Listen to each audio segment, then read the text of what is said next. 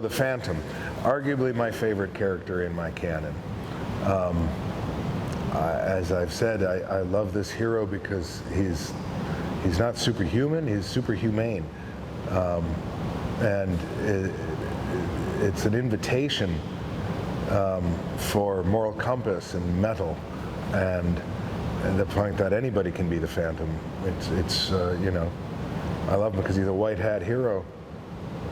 You know, punches the bad guy and kisses the girl. So you know, he's got animal friends and a girlfriend, and is just simply, you know, upholding a credo and maintaining a family business. It's all very familiar and accessible stuff. You know, he just happens, family business is just simply sworn to fight piracy, tyranny, and cruelty in all its forms. You know, might as well be a corner shop or a skull cave. Still got my ring. I love it. Oh my God. Come on. I gotta get a close up. Not now, but I'll Sure. get a close up of that later. I'll work it in. Yeah, man. I love it. Big fan. And meeting Lee Falk and Elizabeth, for that matter, was just a great privilege. I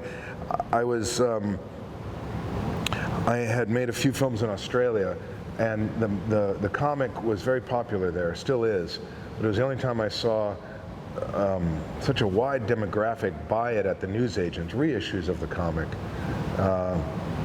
would be, you know, in black and white on newsprint, which I thought was really cool, not just color.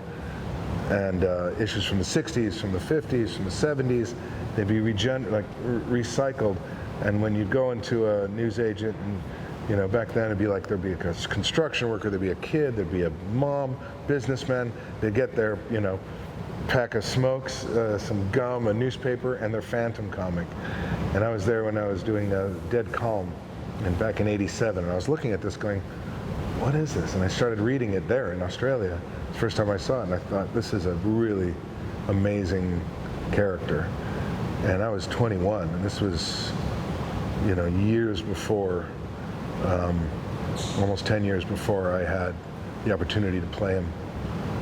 And I would collect them constantly and bring them back to the States. And then I went and make Sniper in Australia.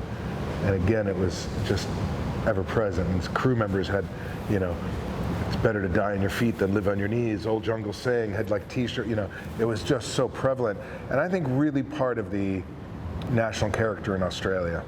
I think that whole like blokey thing we love about them and why half of those actors are our superheroes is because they grew up with the Phantom. The culture grew up with the Phantom. It's that kind of like, you know, he's a bit of a rugby player, you know, in terms of just the space he takes up, as well as the simple, again, compass. He's just a good guy.